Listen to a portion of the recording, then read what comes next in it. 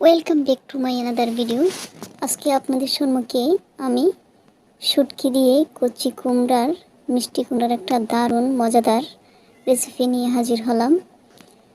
এই রেসিপিটা এতই দুর্দান্ত যা না খাইলে বুঝতেই পারবেন না। অবশ্যই যদি আপনাদের ভিডিওটা ভালো লাগে তাহলে বাসায় একবার হলেও ট্রাই করে দেখবেন। আর এই রেসিপিটা আমি কীভাবে তৈরি করলাম তা শুরু থেকে শেষ পর্যন্ত আমার সাথে থাকুন এবং দেখতে থাকুন। ভালো লাগলে লাইক, কমেন্ট ও শেয়ার করুন। এখানে আমি একটা কচি মিষ্টি কুমড়া ধুয়ে পরিষ্কার করে নিয়েছি, আর নিয়েছি দুটা শুটকি ধুয়ে পরিষ্কার করে। এগুলাকে আমি শিল দিয়ে কেচে নিচ্ছি। কেচে নিলে শুটকির ফ্লেভারটা ভালো আসে, তাই আমি শিলের মাধ্যমে এটাকে কেচে নিচ্ছি। কেচে নেওয়া হয়ে গেলে দুটা রসুন কোয়া করে নিয়েছি, এগুলাকেও হালকা কেচে নিব, তাহলে রসুন এবং শুটকি দুটার ফ্লেভারই ভালো আসবে।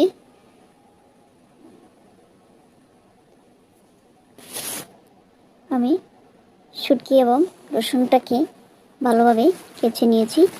এ পর্যায়ে এখানে আমি দিয়ে দিচ্ছি 2 চা চামচ মরিচ গুঁড়ো এবং 1 চা চামচ হলুদ গুঁড়ো, সেই সাথে স্বাদমতো লবণ। এবার সামান্য পরিমাণ পানি দিয়ে আমি এটাকে কষিয়ে নেব। এখানে নিয়েছি ধনেপাতা কুচি, কিছু কাঁচামরিচ চিরা। মিষ্টি কুমড়াটাকে আমি কুসার সহ এভাবে কেটে নিয়েছি, যেহেতু এটা কচি তাই কুসা সহ নিয়েছি। একদিকে আমার শুটকি এবং মশলাটা কষানো হয়ে গেছে। এবার আমি কেটে রাখা মিষ্টি কুমড়াগুলো দিয়ে দিচ্ছি, দিয়ে একটু নেড়ে ছেড়ে মশলার সাথে মিশিয়ে নিচ্ছি।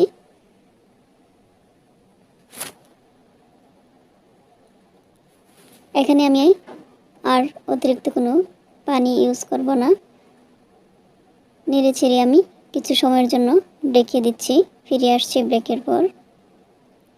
ফিরে আসলাম আবার কিছু সময় পর, আবারও একটু নেড়ে ছেড়ে দিচ্ছি, উল্টিয়ে পাল্টিয়ে দিচ্ছি।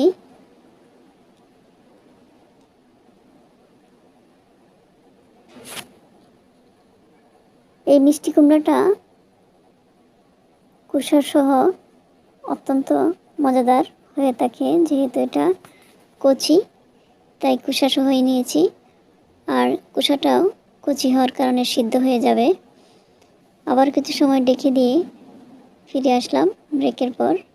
একটু নেড়ে ছেড়ে দিচ্ছি। আমার মিষ্টি কুমড়াটা প্রায় সিদ্ধ হয়ে আসছে। একটু নেড়ে ছেড়ে উল্টে পাল্টিয়ে দিচ্ছি আবারও।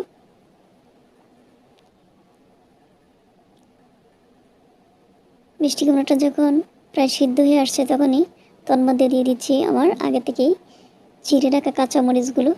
এখানে আমি কাঁচামরিচগুলো পরিমাণে বেশি নিয়েছি, যেহেতু শুটকির তরকারি তাই একটু জাল জাল না হলে ভালো লাগে না। শুটকির তরকারিটা একটু জাল জাল হলে ভালো লাগে, তাই একটু বেশি করে কাঁচামরিচ চিরা দিয়ে দিয়েছি।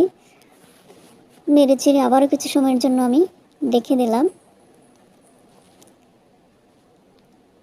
কয়েক মিনিট পর ফিরে এসে আবার একটু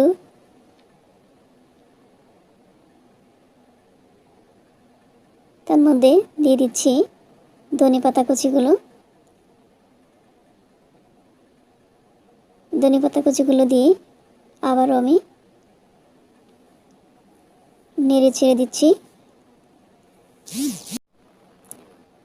আর কিছুটা সময়ের জন্য আমি নেড়ে ছেড়ে ডেকে দেব।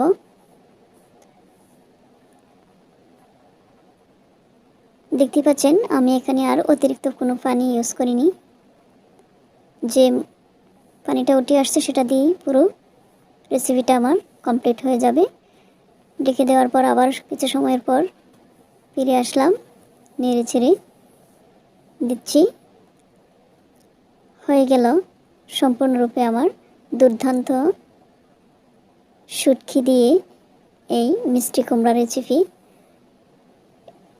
মিষ্টি কুমড়ার এই রেসিপিটা আমার কাছে খুবই প্রিয়। আপনারাও বাসায় ট্রাই করবেন এভাবে। আর এভাবে মিষ্টি কুমড়া রান্না করলে পুরো প্লেটের ভাত উধাও হয়ে যাবে, বিশ্বাস করেন। অত্যন্ত মজাদার, আকর্ষণীয় একটা রেসিপি।